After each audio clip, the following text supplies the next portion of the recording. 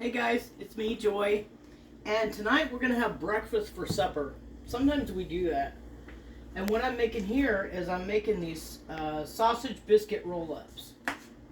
So what I used was link sausage thawed out and a can of Grand's biscuits. This is the butter tasting one. You can use any Grand's you want. But what you want to do is you take the Grand's and you split them in half.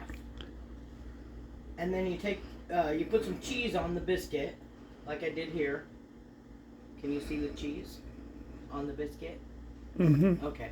And then you just take your sausage link and you roll it up in the biscuit. So basically it's pigs in the blanket kind of thing.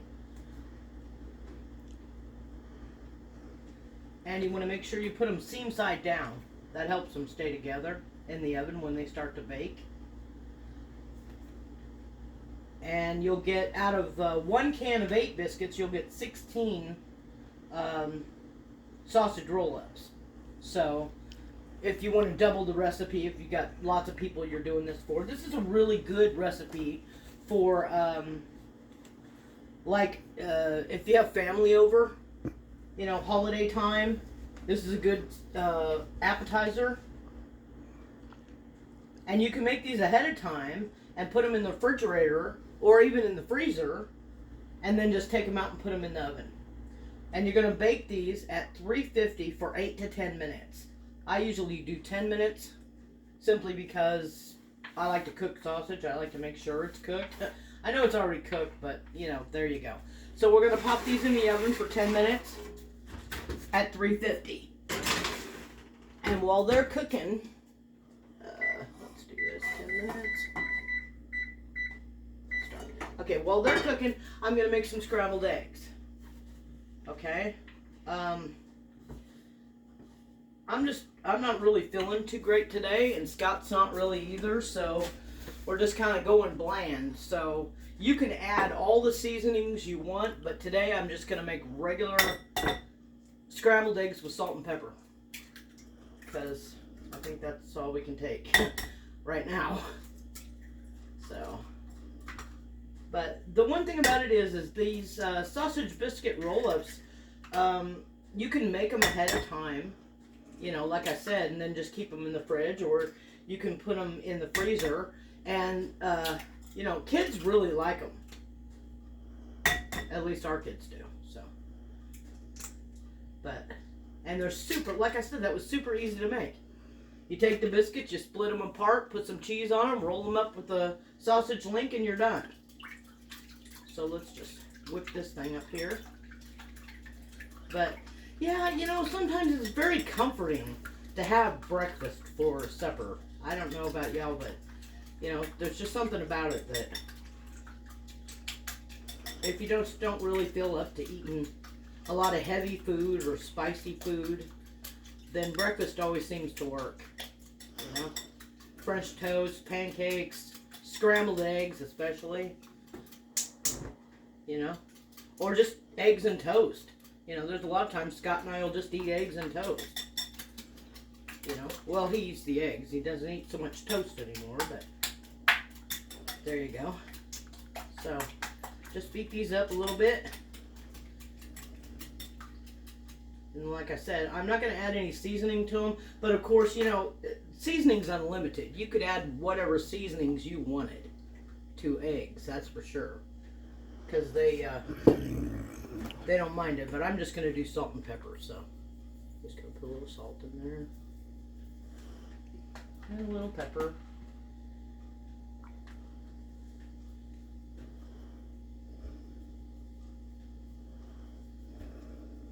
And just make them like regular scrambled eggs. They're pretty easy to make,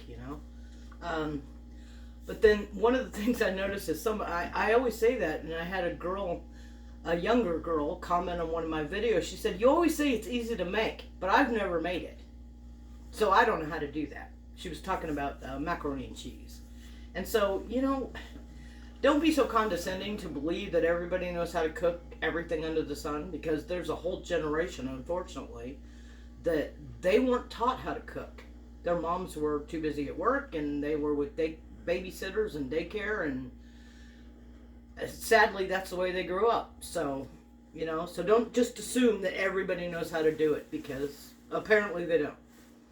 So, but scrambled eggs are a pretty easy thing. And to make your eggs fluffy, you want to make sure that you're going around the edges of your pan as it starts to set. You'll see little bubbles on the edges, and that tells you that it's, you know, it's ready to be stirred. But you don't want to over stir it. You're not going to mix it like this or be real heavy-handed with it. You want to be light with it and just kind of toss it around your pan, you know. And that makes the eggs fluffier and lighter. And I also used milk. I used half a cup of milk with 6 eggs. So for every 6 eggs, you should use half a cup of milk, depending on how many eggs you're going to make, you know, and what size pan you're using and all that kind of stuff. But see how it is on the edge now? It's just starting to gather together. So you want to just give it an easy mix. And I put a little butter in the bottom of the pan.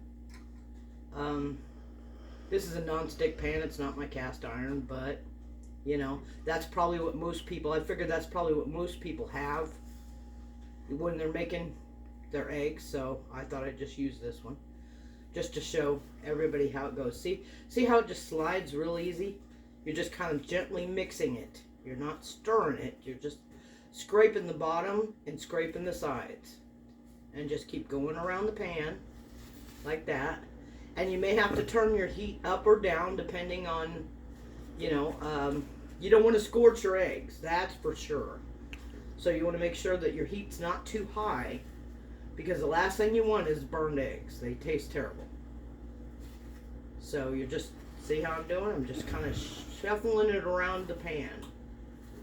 So that way it's getting mixed up, but it's not crushing the eggs themselves, I guess, is the best way to put it. Oh, that was attractive, Scott.